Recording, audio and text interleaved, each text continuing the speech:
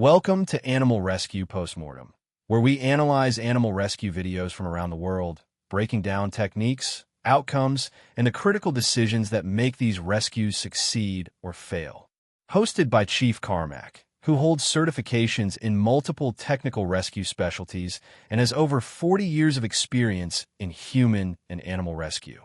Get ready for an insightful look at these life-saving operations. Volume 10, video number 17. We have a dog stuck down in a mud pit. Let's get right to it.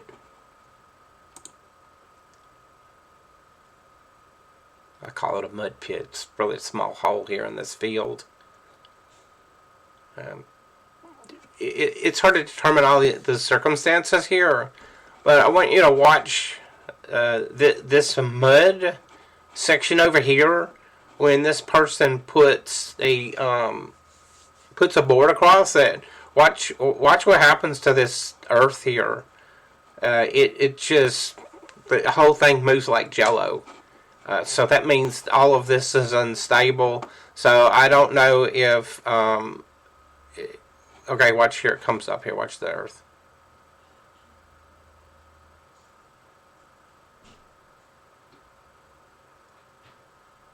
See how it's moving there a little bit like jello? That's really unstable. So, look, I always wonder, like, a video like this to me looks kind of suspicious. Was this staged? I don't know. It doesn't look like that dog has been in there very long and struggling to get out. And also, as the dog gets out of this circumstances here, watch how it walks away. It has some lameness in the rear, so I don't know if it's got an injury or if it's some type of.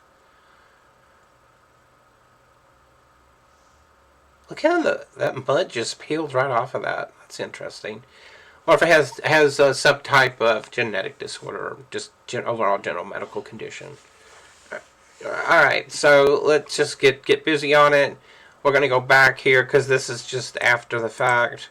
What do we want? I mean, looking at this person knows that this is jello-like and that you could end up in this situation just like this dog here. So we want to use something that will disperse our weight over this. So it could be a ladder, it might be a long spine board, a surfboard. I just had to throw that in there because everybody in the country's going to have a surfboard on hand. You get the point. A piece of plywood, whatever it is, a 2x6, what it looks like they used in this one here. And the ability to pop this dog out of there. So I don't like using the cervical spine to pull animals out. I mean, it's just not a good technique. However, grabbing it by the scruff in the rear there and by the just over the pelvis and then in the neck, I'm going to say that that's okay, given the circumstances, and if you don't suspect other type of injuries that would be affected by it. But you see how the dog's having a hard time moving? I don't know if it's, like, why is it still having a hard time moving there? And then we'll see here, see how it's having a hard time moving? It feels like, now it's either exhausted, maybe hypothermic, but it just feels like there's some type of other medical condition going on here. See that? See the rear legs? How something's going on.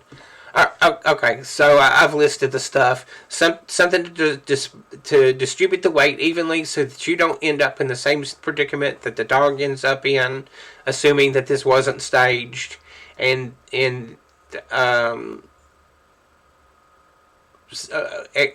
extricating the dog using that. And I don't think that you could get a catch pole around the neck there. Let's get this so we can see the dog at an angle here.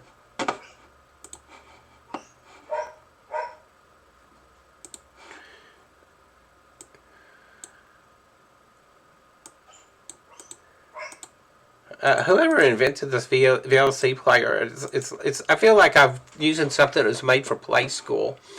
All right, so the noose of the catch pole can go around the neck, and then one of these front extremities here. That would be one way that I may consider pulling it out. But trying to get a noose around the animal, as I'm describing, in a muddy situation like that, may be difficult to impossible to accomplish. So it may be just reaching in by hand. And the simplest solution is the best. Just reach in by hand and grab it. All right. Try not to cause any further injuries. That's all I've got for this one. That's it.